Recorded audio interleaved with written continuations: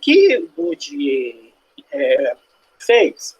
Ele pensou, né, num conceito de hábitos, que é um conceito antigo, né, que veio da filosofia, né, e foi sendo incorporado por alguns sociólogos, antropólogos, aí no começo do século XX, nós vamos ter aí Marcel Mauss, que era sobrinho de Durkheim, que ele usou também essa noção de hábitos para pensar, né, e Mauss já tinha uma certa ideia de que havia, né, ele já usava a ideia de que o social produzia um efeito nos indivíduos que ia além dessa questão de ação social, né? Que, quer dizer, havia o social era capaz de interferir na biologia dos sujeitos, né? Marcel Mauss pensava isso, dizia o seguinte, que, por exemplo, que havia uma certa sugestão coletiva que fazia com que a gente adoecesse ou se curasse de determinadas doenças em razão da eficácia simbólica da fé do indivíduo no social, ou o indivíduo até muitas vezes morria porque acreditava que estava doente em razão da fé que ele tinha em determinados mitos, determinadas questões culturais da sociedade. E o indivíduo, ele incorporava essas questões da sociedade de tal forma que a própria biologia podia ser determinada socialmente. Marcel Mauss, ele viveu no período aí do começo da Primeira Guerra Mundial. Na Primeira Guerra Mundial, ele até participou da Primeira Guerra Mundial, e ele costumava observar a marcha dos soldados, né, de cada exército, de cada país. Aí ele percebeu que cada exército marchava de uma forma.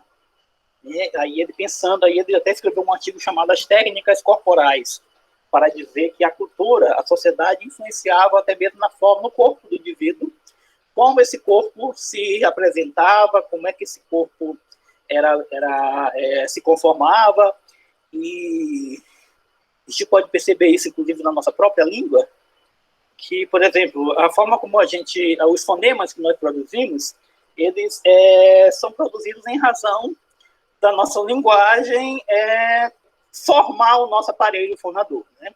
Tem certos fonemas que nós não conseguimos produzir.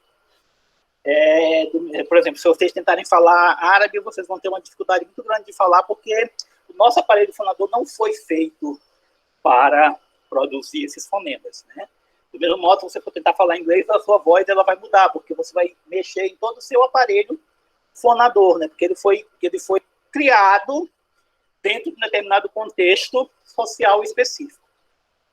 Eu estou fazendo essa pequena introdução para falar disso daí, porque Bourdieu vai pegar essa ideia e vai pensar a questão do conceito de hábitos, né, para falar dessa interferência que o indivíduo produz na sociedade a partir de sua intenção, da sua intencionalidade, né, entrando nesse debate aí da estrutura versus agência, falando aí que utilizando o conceito de hábitos para dizer que o hábitos ele é uma disposição incorporada do indivíduo pelo fato de ele nascer em uma determinada sociedade, em uma determinada posição social específica. Significa que o indivíduo incorpora essas questões sociais na sua própria forma de ser, tanto no seu pensar, quanto nas suas opções ao longo da vida, né?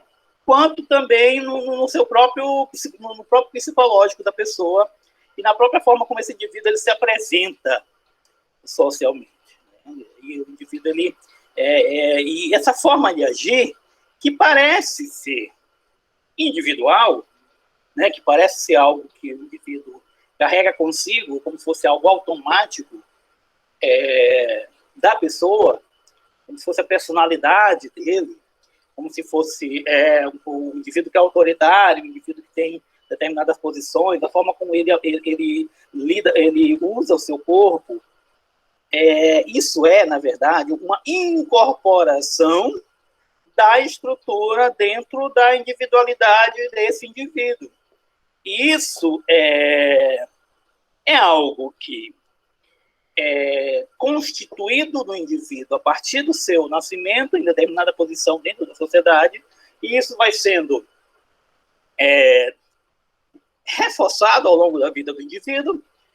Isso é reconhecido pelos outros indivíduos, né, onde quer que ele se encontre, né, com quem quer que ele se relacione. Né?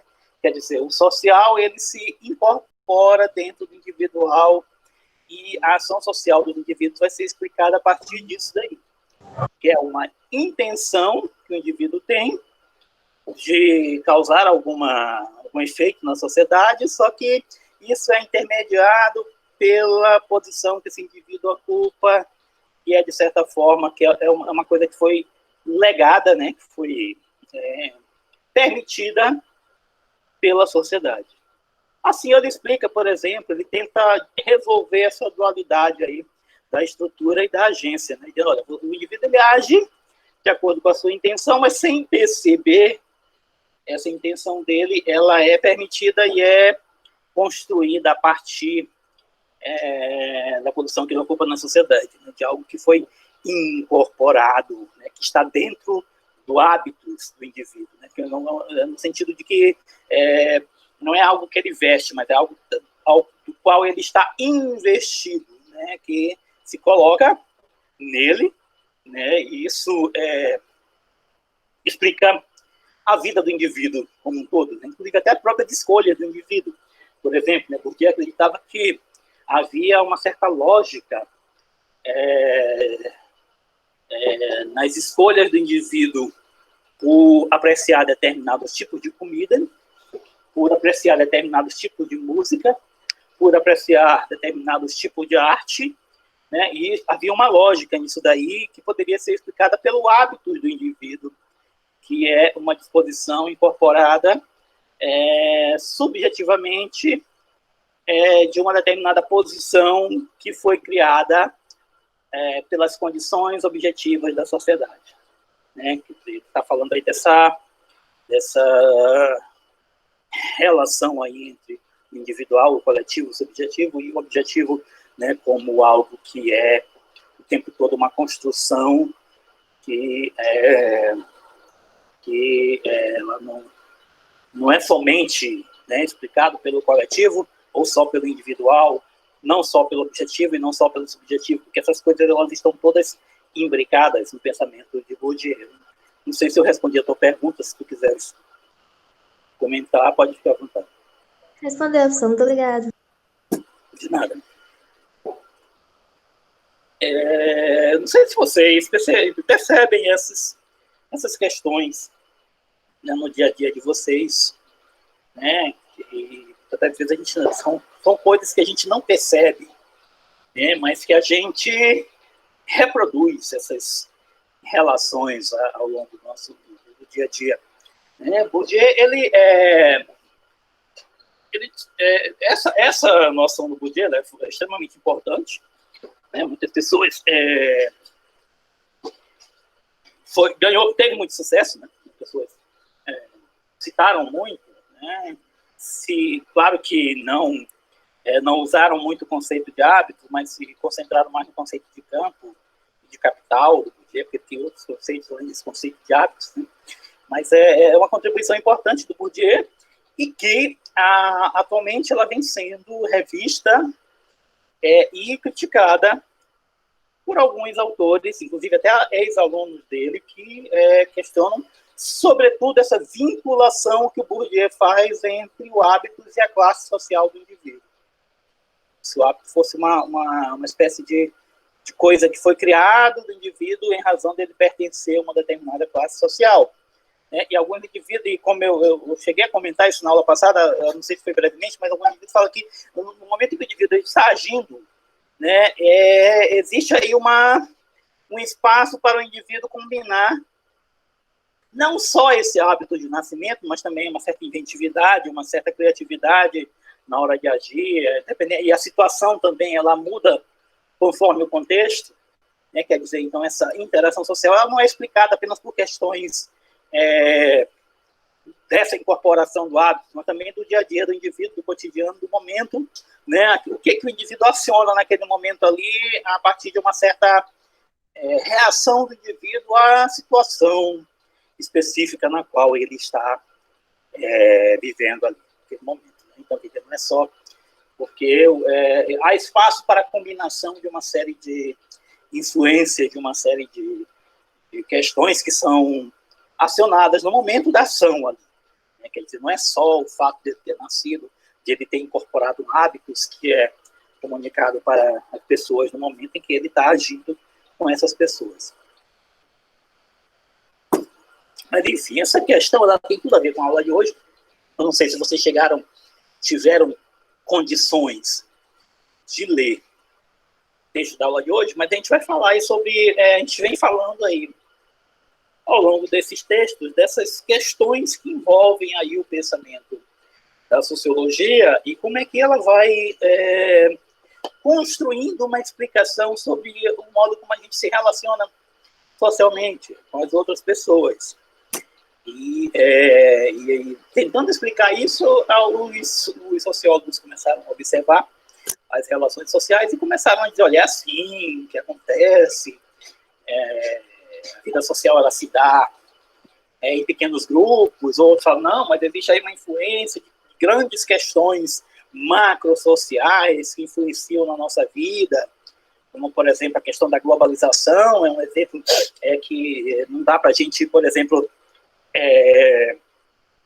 deixar de levar em consideração as grandes questões que abrangem as sociedades como um todo, né, e pensar apenas nessas questões mais contextuais de interação face a face.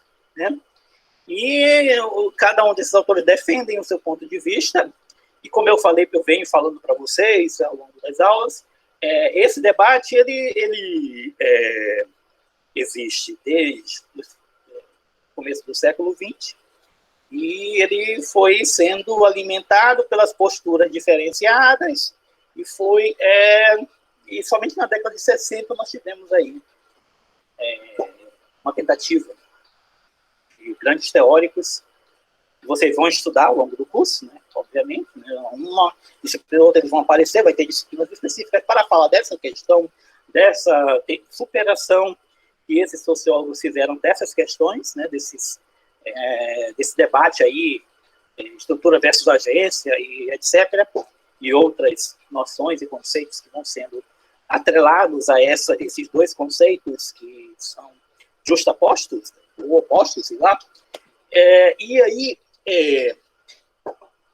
nós vamos ter aí uma tentativa de superação, muito interessante, né, que vai tentar pensar essas questões, né, que vão incorporar, inclusive, noções de fora da sociologia, pensar, porque vão colocar a questão individual dentro dessa, como é que o indivíduo reage a essas coisas, né, como é que ele vai construindo a sua posição dentro da sociedade a partir da reação individual de cada um a essas questões. Quer dizer, então aí nós vamos ter esse debate dentro da sociologia. E esse debate ele está fundamentado em oposições, que são oposições clássicas na sociologia e que no começo da sociologia vão informar e formar e deformar. Estou falando igual por dia, mas enfim, porque o debate sociológico, né, quer dizer, ele vai ter uma influência do debate sociológico e na forma como os sociólogos vão se posicionar e como é que a gente vai, a sociologia ela vai se constituindo enquanto perspectiva de compreensão da sociedade moderna.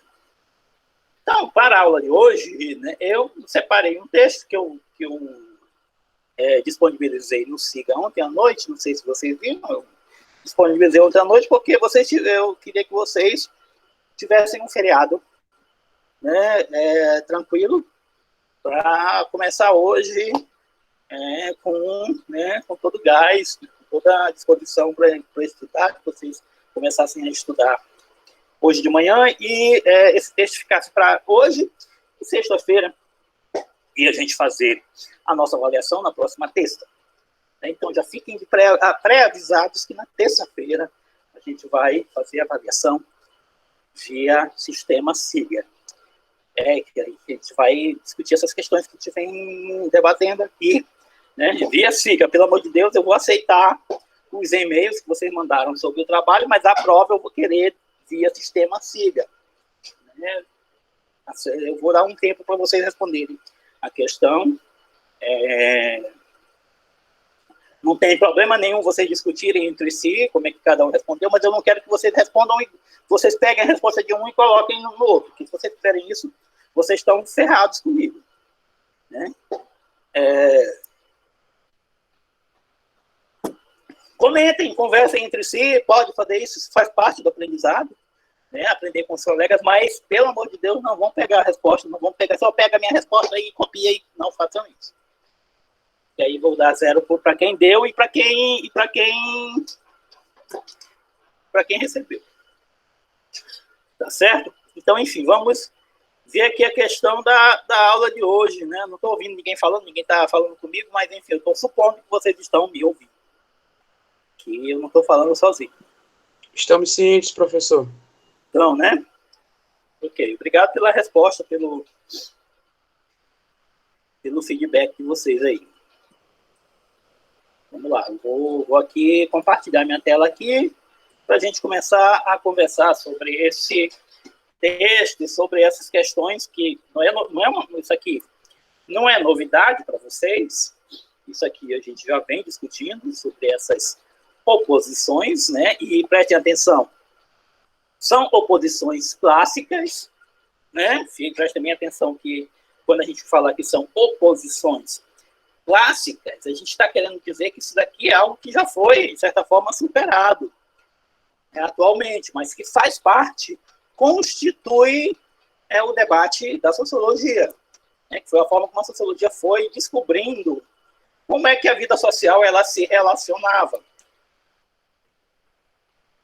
E esse debate ele se deu a partir dessas oposições, né, que são chamadas aí no termo em inglês, paired concepts, né, ou pares conceituais, né, quer dizer, conceitos pares ou conceitos que estão em uma certa relação de reciprocidade, mas invertida. Né? Quer dizer que um representa uma coisa e outro representa outra. Um pensa as relações sociais de um jeito e o outro pensa as relações sociais de outro jeito. Né? São conceitos opostos, né? Ou oposições clássicas nas ciências sociais. Né? São, como é uma palavra em inglês, em outro idioma, eu vou colocar em itálico aqui para ficar mais fácil de vocês observarem. São oposições clássicas em ciências sociais. Né? Um debate que existiu do começo do século XX até meados do século XX, quando essa concepção ela começou a ser superada a partir do surgimento de importantes teóricos que vieram a superar o debate, percebendo, né, fazendo uma releitura dos clássicos e percebendo articulações no pensamento desses clássicos, percebendo uma forma de que já nos textos dos clássicos já havia um certo gancho para ou certas pontes para pensar questões que uma leitura mais apressada não conseguia perceber, né? Mas esses pares conceituais eles existem como um legado da sociologia, né, como algo que a sociologia tem. Né? O primeiro deles a gente falou aí em estrutura e agência, mas a gente tem também aí esses dois conceitos aí do coletivo e do individual. Né? O que é mais importante para se pensar a ação social e a capacidade que os indivíduos têm de mudar a sociedade? Isso a gente vai pensar a partir do coletivo ou vai pensar a partir do individual? Isso porque são dois conceitos extremamente importantes para a sociologia, porque no começo do debate sociológico, no começo da formação aí do pensamento sociológico, eram duas questões extremamente importantes para a sociologia. Coletivo, porque tem a ver com o próprio objeto da sociologia, que seria a sociedade, nesse grande coletivo que nós vivemos. E, ao mesmo tempo, se vivia num pleno debate sobre a questão do individualismo, sobre essa questão da autonomia humana, sobre essa questão do indivíduo se descobrindo enquanto capaz de ter uma influência na sociedade. E aí esse debate ele já começou por aí. E a sociologia, desde o começo, se debateu com essa questão aí de pensar uma ciência que pensa na questão do coletivo, que tem como objeto a questão do coletivo, mas que deve levar em consideração o fenômeno do individualismo. E aí surgem esses primeiros pares conceituais aí, que seria o coletivo versus o individual. Né? E a gente poderia colocar também a questão daqui também, né, porque ligado a eles, nós temos aqui essa questão da estrutura e da agência. Vejam que tem relação, né? Quer dizer, tem relação entre si. Esse primeiro par conceitual, ele se relaciona com esse segundo par conceitual, né, que é a estrutura, ele remete ao coletivo, a agência remete ao individual. Não se esqueçam disso, né, que tem uma relação aí entre esses pares conceituais, entre entre cada um desses elementos que constituem esses binômios aí, esses conceitos opostos, que estão colocados opostos. Do mesmo jeito, um outro par conceitual essas duas coisas aqui, ó. O material versus o ideal. Porque também tem relação entre si também. Né? Porque o material, quando a gente fala em material na sociologia, ou em materialidade, a gente está falando das condições materiais de existência, ou condições objetivas de existência na sociedade, que é o que são todas essas condições materiais, lugar de nascimento, possibilidade de acesso aos bens produzidos pela sociedade, posição social que determina o quanto de poder que cada indivíduo tem. Tudo isso são questões que são da ordem do coletivo e da organização da sociedade, que determina cada uma posição e um determinado quanto de poder que cada um dos indivíduos vai ter. Né? O ideal tem relação com o individual e com a agência, porque o indivíduo que é o criador do ideal. Né? O indivíduo é o que idealiza, né? O indivíduo é o que pensa, o indivíduo é o que cria, né, as fantasias, cria o ideal, né, o que tem aí essa questão que produz o sentido. Né? O lugar do sentido está no indivíduo. Né? É o indivíduo que tem essa cabeça que cria, né, relações de sentido, né, que tem aí, que se guia por emoções, então está aí do lado da questão do indivíduo. Do mesmo jeito, né, nós vamos ter aí o objetivo versus o subjetivo, também aí ligado a essa mesma dualidade inicial aí da estrutura e da agência. Tudo que é coletivo e da questão da estrutura é uma questão objetiva, que independe da vontade individual. Né? Essa é uma questão objetiva. Quando eu falo assim, olha, essa é uma questão objetiva que eu estou colocando. Independente do que você pense, né, é o que é. Né? Por exemplo, o indivíduo o médico chega para mim e diz, olha, você está com um diagnóstico de câncer e você vai morrer daqui a 3 semanas. Né? Independentemente do que eu penso a respeito disso, que eu acho um horror, que eu chore, isso é uma questão objetiva que o médico colocou para mim. Ó. Você vai morrer daqui a 3 semanas, e não há nada que possa ser feito. Tudo que eu pude fazer, já fiz. Né? Você já está aí numa situação que não tem mais volta. Né? O ano morreu num acidente de carro, e aí isso é uma questão objetiva. Né? Por mais que você queira que não, né? Você não tem como mudar essa situação. É uma questão objetiva, uma questão da sociedade. O cara foi morto, foi baleado ali na esquina.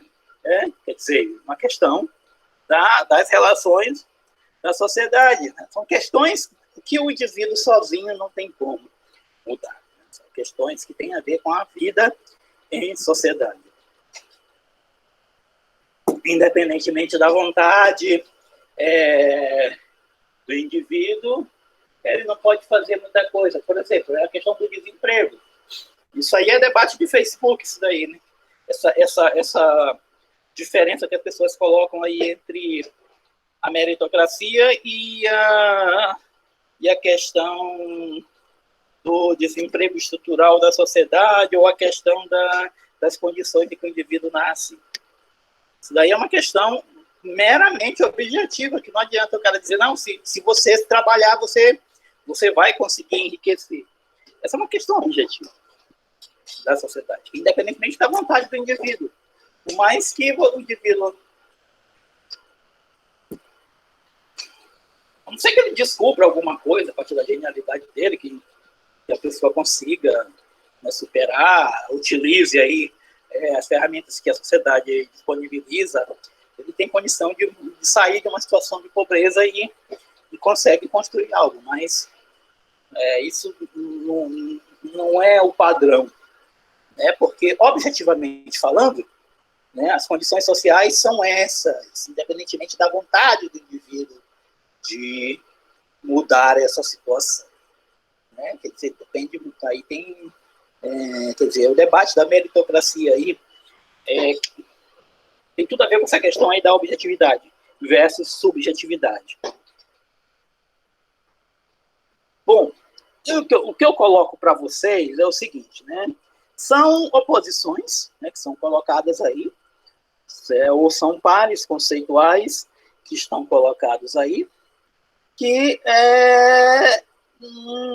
influenciaram o debate da sociologia por quase todo o século XX, pelo ano 2, na primeira metade do século XX, esse debate estava colocado, e estava colocado enquanto oposições. Né?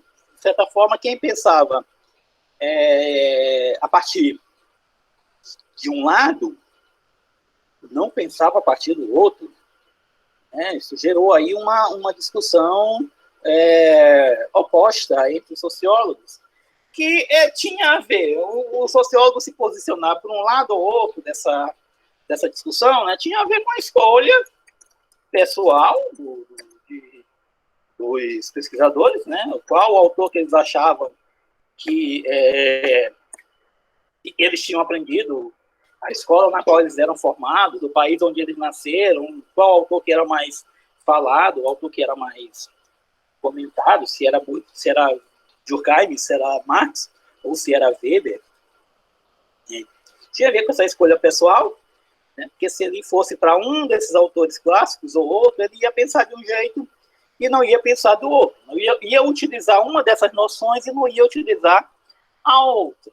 Né? Ia pensar mais, ia pender mais para um lado do que ia pender para outro. Né? Tinha a ver com essa escolha do pesquisador, né? Uma escolha pessoal ou uma escolha pré-determinada por onde ele estudou e pelo autor que ele teve mais contato, ou pelo tipo de objeto que ele estudava, né? Porque se o indivíduo, por exemplo, se o autor ou o pesquisador se preocupava mais com questões mais fenômenos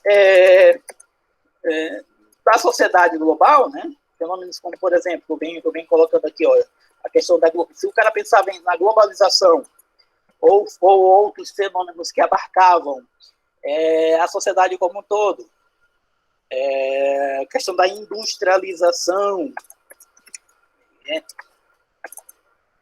São que abrange a sociedade como um todo, Aí o cara ia mais.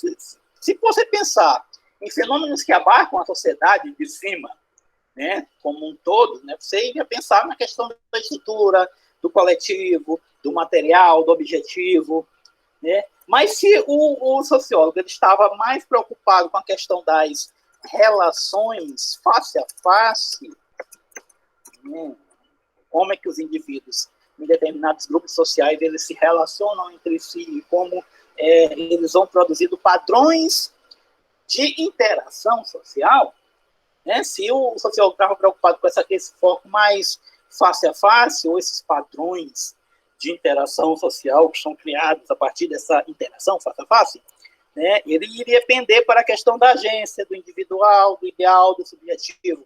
Quer dizer, essa diferença, né, entre esses pares conceituais, ela tem a ver com uma outra diferença que faz parte do debate sociológico, que é a diferença entre os estudos macrosociológicos, ou entre a macrosociologia,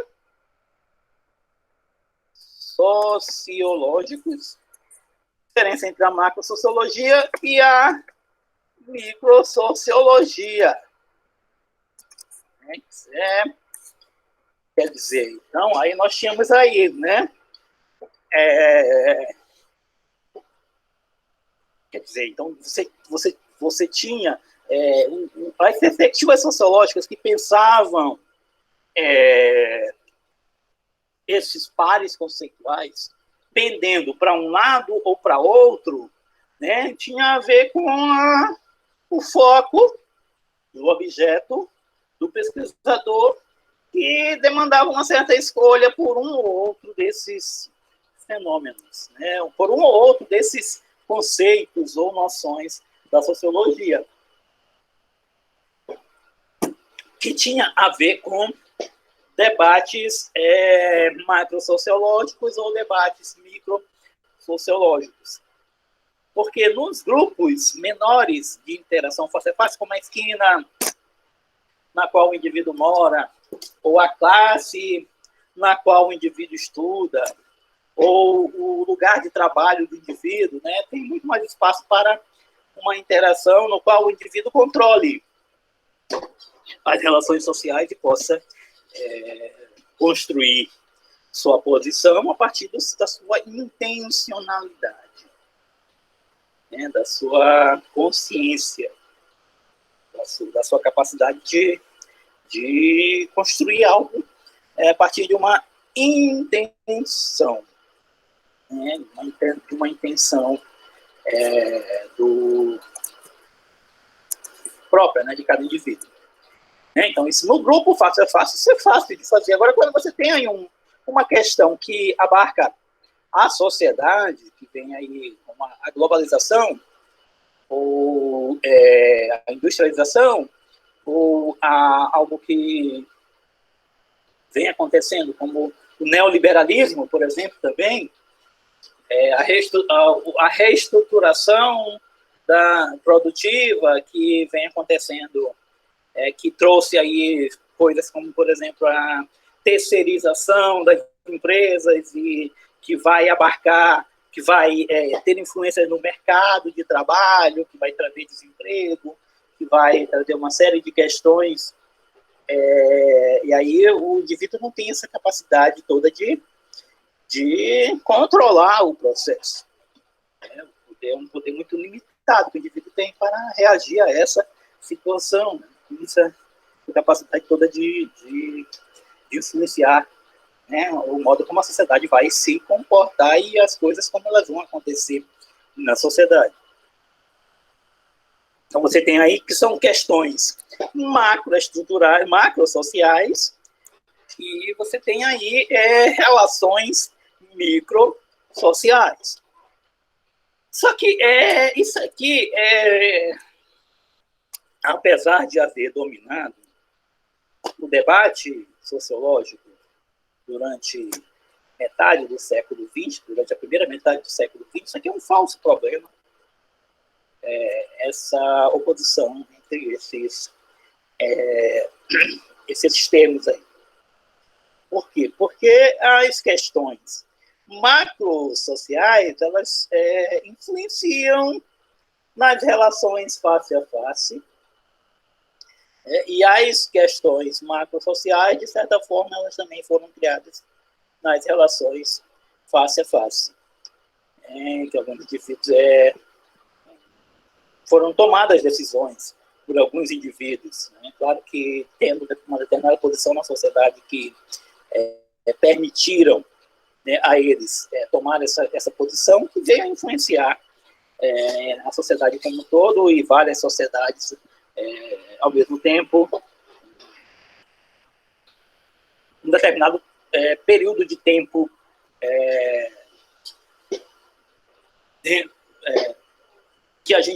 que passa a influenciar a nossa vida, né? Quer dizer, isso aqui essas relações opostas entre esses termos são falsos problemas, uma falsa oposição. O que a partir da década de 60 a sociologia ela passou de uma situação de oposição entre esses termos para uma tentativa de uma perspectiva que nós chamamos atualmente de construtivismo.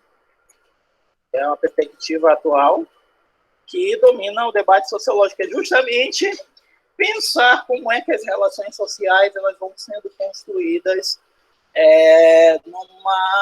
eu não sei se posso chamar de dialética, mas numa relação de complementaridade e de influência mútua entre essas questões que durante muito tempo apareciam como opostas entre si, né? O debate do construtivismo atualmente ele está enfocando essa questão da existência de mútuas influências entre essas questões, né, entre essas relações e entre essas noções fundamentais da sociologia.